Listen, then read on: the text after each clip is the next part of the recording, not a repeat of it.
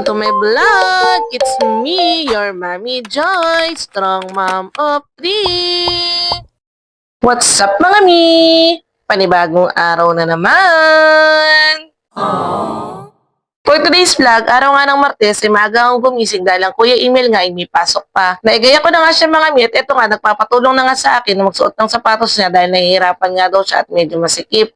Ilawagan ko nga lang din yung mga tali para mabilis niya nga maipasok yung mga paan niya. Favorite niya nga din kasi sinusuot yun, nabigay naman ni mama. Maya-maya nga lang din, ito nga at nagising na nga ang baby Athena at ang daddy. Ang daddy nga ay maaga nga din aalis ngayon, kaya pag alis ka ng mga bata, iihatid ko nga din siya.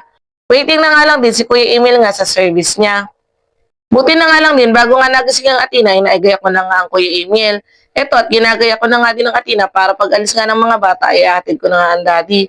Paalis na nga ang Kuya Emil dahil dumating na nga din ang service niya. Ang ate Pia naman mga mi ay bakasyon na, kaya lang eto nga at nagpaalam nga sa akin dahil pupunta nga sila sa bahay nga ng classmate niya. Doon daw muna sila mag-i-stay at magbabanding-banding. Pinayagan ko na nga din mga mi dahil kilala ko naman nga din yung pupuntahan niya at sa bahay nga lang sila at di naman sila gagala.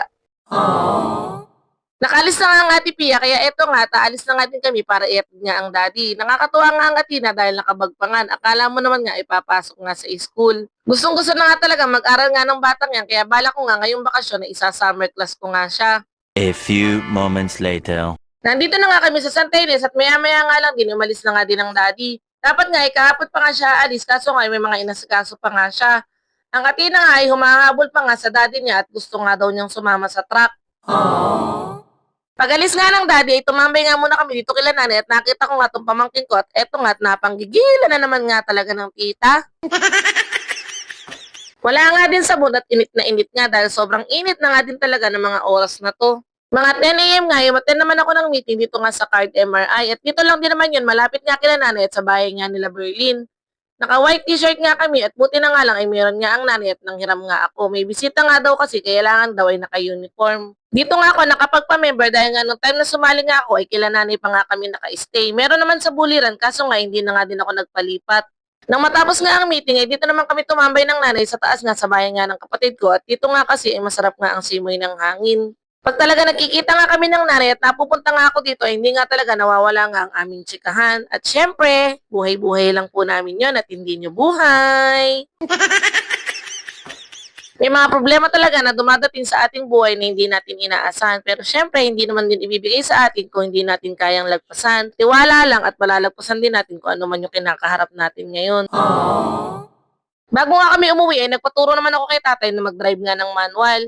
Sa matik kasi ako, unang natuto mga mi, kaya eto nga talagang kinakapa ko pa nga talaga kung paano nga. Buti na nga lang at nandito nga ang tatay dahil ang daddy nga ay umalis na din. Pero kanina nga ay bago umalis ang daddy ay ako nga ang nag-drive papunta at naturuan naman niya nga ako kung paano. Kaso nga ay medyo nalilito pa nga talaga ako mga mi. Sabi nga ng tatay at tiyaga nga lang daw at magagamay ko nga din daw dahil sanay naman nga daw ako mag-drive nga ng declutch. Kaso nga ay sa tricycle ngayon, ang kinaibahan nga lang daw dito ay sa paanggana. Salamat po tatay sa matyagang pagtuturo. At eto nga, pauwi na nga kami kaso ang nanay nga ay natatakot nga na i-drive ko nga na mag-isa. Gusto nga niya, ipasamahan pa nga ako kay tatay kaso sabi ko nga ay hindi at kaya ko nga.